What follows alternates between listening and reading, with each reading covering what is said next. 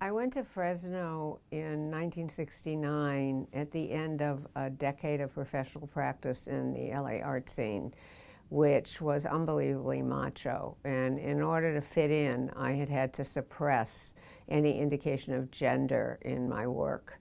But by the end of the decade, I was sick of it, and I started to wonder if it was possible to make art that did not require my disguising my gender.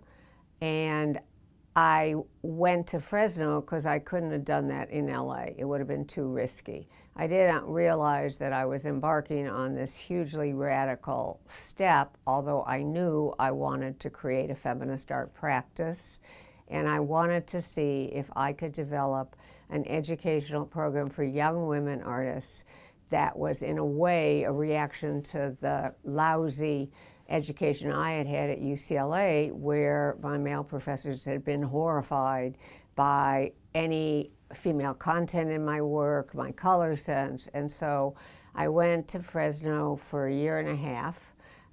And in the first semester, I put up a flyer asking if there were any young women who wanted to be artists, and said I was doing this class specifically for them. It never crossed my mind that I was going to encounter the fact that there were a lot of young women who thought they wanted to be artists but had no idea what that really meant. Nevertheless, I signed up about 15 girls from Fresno, and in the fall, I started this class, which ended up being the first feminist art program in history.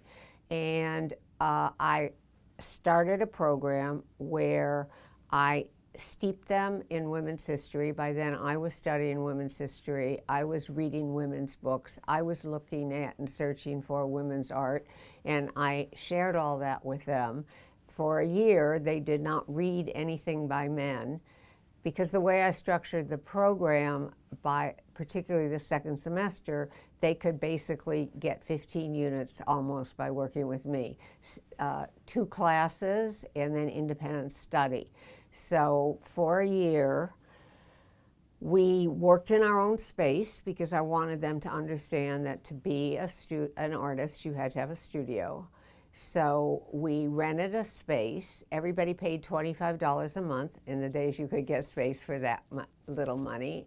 And the girls, I call them the Fresno girls still, they say to me, "Judy, we're 60. And I'm like, yeah, but you'll always be the Fresno girls to me. But anyway, the girls found space. We set up the space. I taught them how to build walls. I taught them how to turn this raw space into workspace. In fact, one of them, Suzanne Lacey, who became a famous internationally known performance artist, bronzed a pair of boots that she bought for the program because they all came in flip-flops. And I'm like, excuse me, you're going to build a wall. You're going to drop a hammer on your toe. You have to have boots. So even getting dressed, how they dressed, how they presented themselves, we talked about that. We practiced shaking hands and saying, my name is Suzanne Lacey, as opposed to, my name is Suzanne, which is how they all introduced themselves. And then I organized the class. Later, people said I organized the class based on consciousness raising, which was very popular then. But actually, that's not how I organized the class, because even before the women's movement started with consciousness raising techniques, I taught part-time at UCLA Extension, and I used to do something I saw my father do when I was a child. He was a labor organizer, and he had all these political meetings in our house, and he used to go around the circle and ask everybody to speak about a particular topic, and that included the women. And so that's where I learned to develop an inclusive pedagogy, which I used in Fresno. If somebody felt uncomfortable about speaking, and often they did, they could pass. But what we did in those circle meetings was we talked about their experiences, and then we looked at those experiences in terms of whether there was potential subject matter for art. Now, it's really important to understand that at that time, women's experiences were not considered fit subject matter for art. Maternity, motherhood, birth, menstruation, sexual abuse, none of those subjects were part of the art discourse in terms of the contemporary art world. So to mine that material caused actually an explosion in the studio, because these are the things the girls were really concerned about. In fact, one of them years later told me, she became a sculptor, she said she didn't take a sculpture class at Fresno State because they would have demanded that she make white cubes, and she didn't want to make white cubes. She wanted to use the material she was comfortable with, which was needle and thread, fabrics, sewing, and in order also to get them to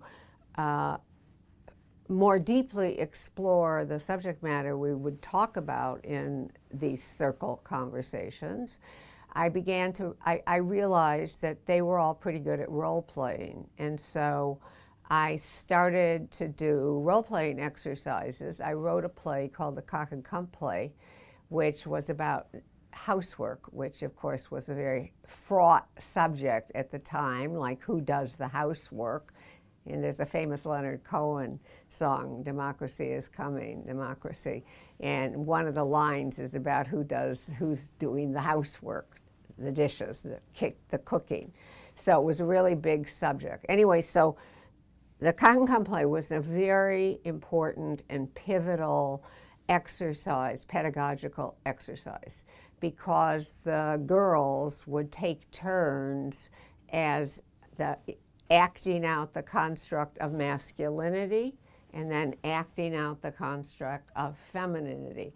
And of course, it was very interesting. They were much more comfortable with the construct of femininity because the construct of masculinity required them to become aggressive, become, in the case of the play, actually violent. But it was important because those little voices they used to introduce themselves had to be counteracted, because if you go in your studio with a very little voice, you make very little art. In order to claim physical space, you need to feel confident in yourself and confident in being active, aggressive. So all those things were involved in the program, and also they could use whatever materials they wanted. That was very important, because at that time also materials and techniques were gendered. Throughout my time in Fresno, which I always knew would be limited, I also worked in my studio working on the other half of my goal, which was how to open up my own art-making processes and bring in my real content and my interest in subjects that related to being a woman, what it meant. And that was reinforced by what I was doing with my students. They were starting out in a way that I had been unable to. I had to move away from my experience as a woman. They were starting out and learning how to be artists without having to deny they were women. But the explosion that took place in the studio as a result of the permission I gave them and all this hidden content and subject matter, all these experiences that they had had and never been encouraged to use in their art making, it was like lifting a lid on a boiling pot, and there was like an explosion. I was a young artist still, I wasn't even 30, and it was really scary to me. I didn't have any real experiences. I hadn't taught that much. I was coming out of my own studio experience, but I had struggled in my studio with the construct of femininity and the way in which it prevented me actualizing my ambitions as an artist. So I knew what I was trying to do for them. I was trying to make that process possible for them. At the same time, it was scaring the hell out of me. I'll tell you a story about that. The girls decided that they wanted to make these costumes, cunt costumes, and they wanted to develop cunt cheers and a feminist theoretician named T. Grace Atkinson. I invited her to come to the studio, and the girls wanted to go meet her at the airport. So they dressed in their cunt costumes. We went to the airport in Fresno, which is a very conservative part of California. There we are. The girls are going, see you, see you, see you. And I'm dying. I'm like, oh my God. I mean, I'm a middle-class girl, you know? I'm like, but I didn't want to like stop them. I didn't want to interfere with their enthusiasm or their growth. On top of which, a Shriners convention got off the plane.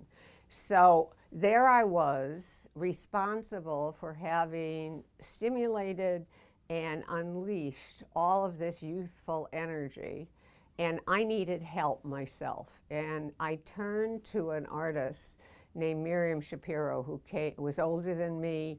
I knew she had had a difficult time as a woman in the abstract expressionist movement in New York. She and her husband had relocated to California, and I invited her to come up to Fresno to give a talk.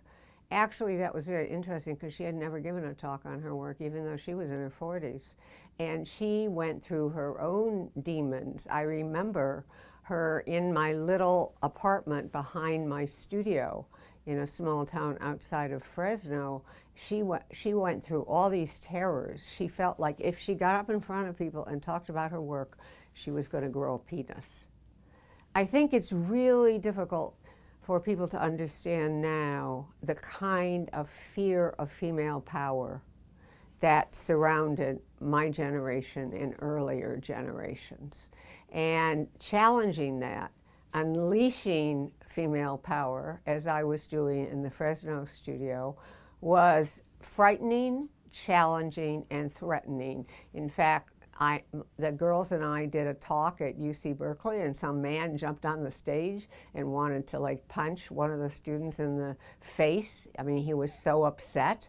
So I brought Mimi up. She did a talk. She saw what the girls were doing. She and her husband had been hired to start a new experimental radical art school called California Institute of the Arts. And they came back to me at the end of the year in June, after we did this public presentation, performances, we did an exhibition, a whole bunch of people came up from CalArts, and they offered me a job at the new school to bring my program to the new school. Well, naive that I was, I thought, oh my God, this is just unbelievable. You know, I went around saying it'll be the first time a major art school addresses the needs of women, because instead of our little ragtag $25 a month studio, they were going to give us a big studio, equipment. They were going to provide us with an art historian who was going to take my little slide library of women artists that I and then my students and I were assembling. They were going to turn it into a real archive. They were going to give us funding, a budget. It was like, oh my God. So I took a bunch of my students with me. Mimi helped them prepare their portfolios. And we all made a trek up the freeway back to, well, I went back to LA. For them, it was a whole new experience. And so in the fall, CalArts was not ready. The new building was not ready. They'd been meeting in a former convent in the valley.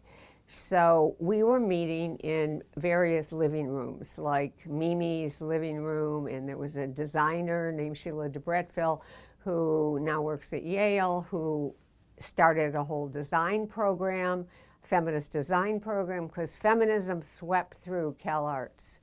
And we were meeting in these living rooms, and we had an art historian named Paula Harper, probably the first feminist art historian. And she suggested, since we had no studio, why didn't we do a house, a project about the house, and we could rent a house. We all thought that was a great idea. And the girls fanned out and started looking for spaces. They found an old abandoned house, and we started working on it now. A lot of things happened in that period when we were working on the house. I had taught the Fresno girls building skills. I had also taught them discipline. I had required that they work 8 hours a day. Now, I did not realize that the new students in Cal Arts, who all were from privileged backgrounds, they hadn't gone through that training. They resented it. They didn't think they should have to work regular hours. They wanted to just work when they wanted to. And they resented me, and they resented Mimi, and there was a whole lot of struggle, but some of it was creative struggle, what happens. At any rate, there were also issues that I didn't understand at the time that had to do with class, because I had brought these kind of lower middle class girls into a high level art school. And also there were issues at the school that I didn't know anything about, because I didn't have to go to faculty meetings. I don't exactly know, probably because Mimi was probably afraid that I was quite outspoken, and she was probably afraid that, you know, I was going to make a scene when I heard some of the statements by some of the male faculty. For example, John Baldessari, who's a very famous artist. He was one of the people who came to the Fresno studio, and later one of my students told me that John Baldessari had walked up to her sculpture, which was a soft sculpture of a female figure laid, splayed out, and he'd put his toe of his boot up the vagina. I didn't know there was that kind of hostility. I was protected from it. But anyway, that all like ended after Womanhouse opened. And then the subsequent events around it. Womanhouse was an unbelievable success. Thousands of people streamed into it, including Gloria Steinem. I didn't even know that either. And one of the most effective aspects of Womanhouse was the performances. We used the living room for our performance, and we did performances that we had done in Fresno, had been developed, and new performances that we developed. And of course, the Kakankan play was one of the highlights of the performances. I'll never forget the head curator of the LA County Museum sitting on the floor watching the Kakankan play with his girlfriend, because everybody had sat on the floor. And the play is like, will you help me do the dishes? Help me do the dishes? Yeah, blah, blah, blah. Anyway, he got really agitated. And as the play went on, he started squeezing his girlfriend's leg in rhythm to the play. Poor girl. Anyway, it was a huge success. I was completely ecstatic because I understood that Womanhouse was the first female-centered art installation to appear in the Western world. And the response indicated that there was a huge audience for feminist art. There wasn't even a term, feminist art, yet. I mean, we made it up.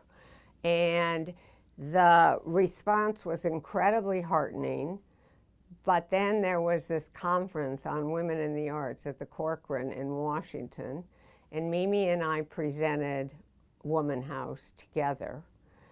I don't know what possessed the Corcoran to bring all the activist artists, art historians, art critics, and art writers from around the country together, because of course we all met each other, and that jump-started the national feminist art movement. But anyway, after the presentation, Mimi just went crazy.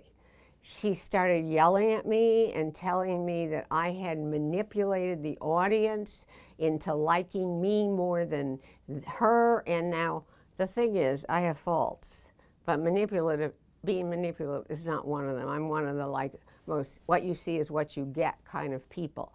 Our relationship went completely downhill after that. She never forgave me for what she saw as my taking attention away from her. I mean, I just was being myself. So by the end of the first year, I had a 2-year contract. I had tendered my resignation. Also, we moved onto the campus after Womanhouse, and I hated it. I hated all the colored doors, like you didn't know one door from another except by the color. I hated the corporate sort of environment. I hated the bureaucracy. I always thought bureaucracy was a function of male dominance until I started my own institution. And then it started getting bureaucratic. And then I'm like, oh, you're kidding. Women are bureaucratic too? I'm out of here. But anyway, so by the end of the first year, I tendered my resignation. I spent my second year in a basement studio with those few students who felt loyal to me and continued to work with me. After the end of 2 years, I left. I left everything. My students, the slides, my program, everything. I walked out and I started all over again with Sheila DeBrettville, the designer, Arlene Raven, an art historian, both of whom worked at CalArts, and we started the first independent feminist art program called the Feminist Studio Workshop, which then led to the Woman's Building, which lasted for 20 years and trained hundreds and hundreds of young feminist artists. And the legacy of Womanhouse continues even today. First of all, it opened the way for new subject matter, new techniques, new ideas, a new way of looking at art. It opened the way for that, for generations, and it's still being felt. There are woman houses that get done all over the world. There's a cyber woman house that's done out of Penn State, and the deputy director of the Research Institute at the Getty, Andrew Perchuk, who's an expert in Southern California art of the 60s and 70s, considers Womanhouse one of the most important installations of the 20th century. The few points I'd like to make that I didn't really stress enough was, first, the issue of content. I've worked over the course of my 50-year career with literally hundreds and hundreds of women, and I've also worked with young male students. And by and large, one of the problems with studio art education is that it's inherently biased against women by being focused on form rather than content, because women tend to want to make art of meaning and content. It's not a surprise. Most women are socialized towards relationships, interactions. So by allowing the women to focus on their personal content, of course, that gave them permission to develop as artists and start down an artistic path that would have been not open to them in a traditional art education program. Secondly, even as is demonstrated in our U.S. Senate and Congress, the women legislators tend to be more collaborative. That is true of women generally, and it was true of my students. They naturally, first in Fresno and then at Womanhouse, they naturally tended towards collaboration. Okay, as contemporary evidence, for example, what's happening in legislatures around the country and in Washington, it seems that women legislators tend more towards collaborative practices. And that is something, just like a content orientation, that I have found very prevalent among women. In fact, when I was in my first decade of professional practice, I tried to collaborate with my male artist peers, and it was always fraught with struggle. And that was not at all the case as soon as I got into the Fresno studio. Collaboration became very easy, very seamless. Performances grew out of collaboration. And there was a change when I brought my program to CalArts. There was a definite change in terms of some of the higher, more privileged girls who came into the program wanting to do their own rooms. Most of the rooms were collaborative, but then there were some who wanted their work to be individual and solo. And there were also other kinds of class issues that I really didn't understand until much later when I interviewed one of the Fresno girls who had come to CalArts, Nancy Yodelman, and she talked about how she didn't have very much money. She had to work in order to go to school at CalArts, even though they gave her a scholarship. She didn't have parents who could support her, and she had to make her living expenses, so she worked in the cafeteria. And she told me the story about having been with a boy at CalArts at night, and the next day he was in the cafeteria line and he saw her with a hairnet on her head, and he never spoke to her again. So there were class issues that were at work in the refusal of some of the more privileged girls. They're upset about having to work. It wasn't just work a long day. It wasn't just that they weren't used to working long days. They hadn't gone through the training I had given the Fresno girls in terms of professional practice, and that was exacerbated by the privilege. Well, the other thing that collaboration opened the way for was performance, because the girls could collaborate on performances and often did. For example, the famous Waiting play by Faith Wilding, she didn't write that. It came out of the performance workshop where everybody participated in writing. I can still remember sitting there waiting. And I didn't know that much about performance, except when I was a child, I used to do performances on my back porch and get all the kids of the neighborhood involved. So I drew on that, just like I drew on my experience of my father, organizing. I drew on a lot of childhood memories and experiences that I had not been able to use in the restricted role of artist as it was defined by men in the 60s. So I also grew from that experience. And as I said at the beginning, one of my goals was to figure out how to reunite my experiences as a woman with the visual language I had developed in the first 10 years of my career. And one of the reasons I wanted to teach young women is I figured by helping them do what I hadn't been able to do, which is build their lives as artists on the basis of their experiences as women, that I might learn how to do that myself and bring back together my art life and my female life. Because in the 60s, one of the common things I was told all the time is you can't be a woman and an artist too. And what Womanhouse did was Womanhouse challenged that.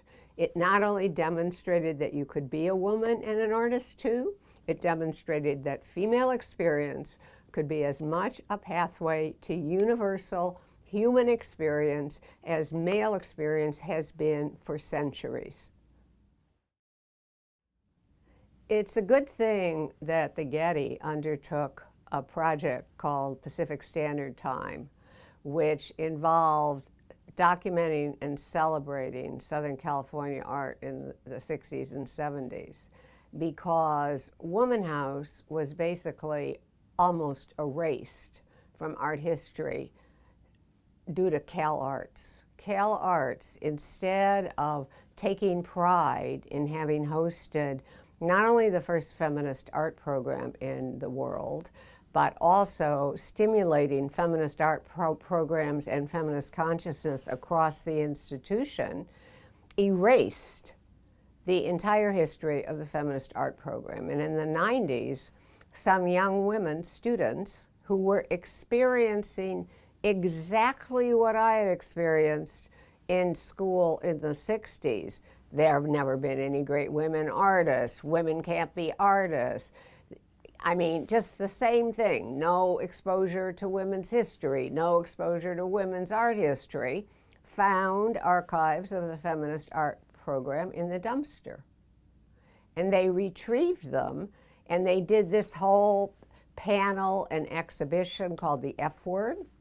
But still, CalArts did not, and CalArts also refused Mimi Shapiro's archives.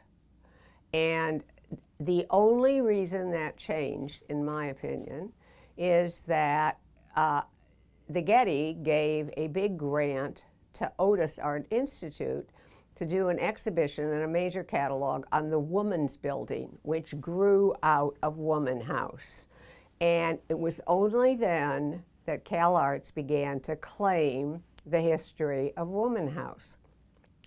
So, of course, this fits in to the larger problem of the erasure of women's accomplishments that the National Museum of Women in the Arts is devoted to countering. And my career has also attempted to counter that, particularly in relationship to my own history and legacy and that of many other women artists. In terms of its place in my artistic development, well, all through this period, as I said earlier, I was working in my studio. I was trying to figure out how to bring together my interest as a woman, my increasing interest in women's history, which I was studying and unearthing, and my visual language that had taken me a decade to develop. After Womanhouse, I moved on to the Feminist Studio Workshop and helping to found the Woman's Building. But by then, you know, I always had a burning desire to make art from the time I was a child.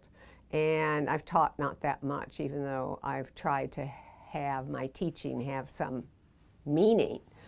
But by the time I was a year into the Woman's Building, I was ready to devote myself to bringing together my interest in women's history, my art language, the study of China painting I'd been doing for 2 years, and my desire to counter the erasure of women's history with the naivety of youth, where I thought with my paintbrush I would teach the world women's history. Of course, I didn't teach the whole world women's history, but I've taught a lot of people women's history through the dinner party. And so then I got completely wrapped up in studio practice again.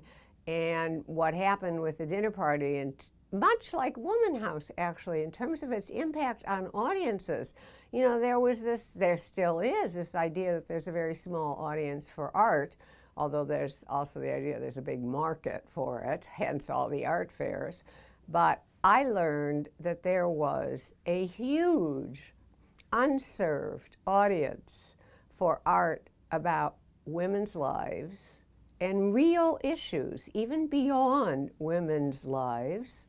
Of course, women's issues are human issues, but there is a big audience for art of meaning, of art that addresses the issues that most people care about, and that art is hard to find. And seeing the way in which people connected to Womanhouse or connect to the dinner party changed my course as an artist. I couldn't go back to that small elitist mindset that I tried to fit myself into in the 1960s. A lot of people don't understand how few art students actually become practicing artists. The percentage is very, very small. Hence, how remarkable it is that 9 out of the 15 Fresno girls are still acting as professional artists, and several of them have become very, very well known, and that's fantastic.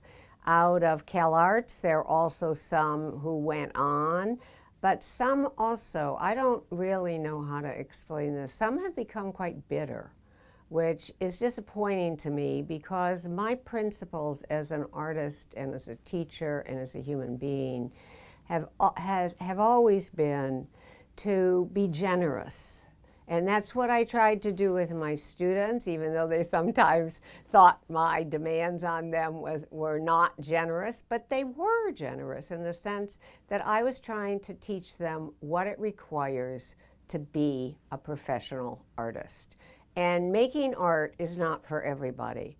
Making art requires dedication, persistence, the ability to accept rejection, which is often very difficult for girls, for young women, and also the understanding that it is increasingly difficult to have a long and sustained career in the face of marketplace demands. So I feel thrilled that so many of my students, not only from Fresno and CalArts, but later when I started doing teaching around the world and around the country, a number of those students have gone on to have really remarkable careers.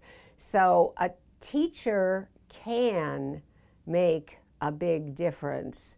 But one of the things, when I went back to teaching in 1999, I discovered there are a lot of teachers who use the university art education system to promote their own careers, and they're not generous, and they don't care about their students. And I understand it because it is so difficult to make a living as an artist, and universities are one of the two patronage systems, the gallery system and universities. But the state of art education, in my opinion now, is shameful.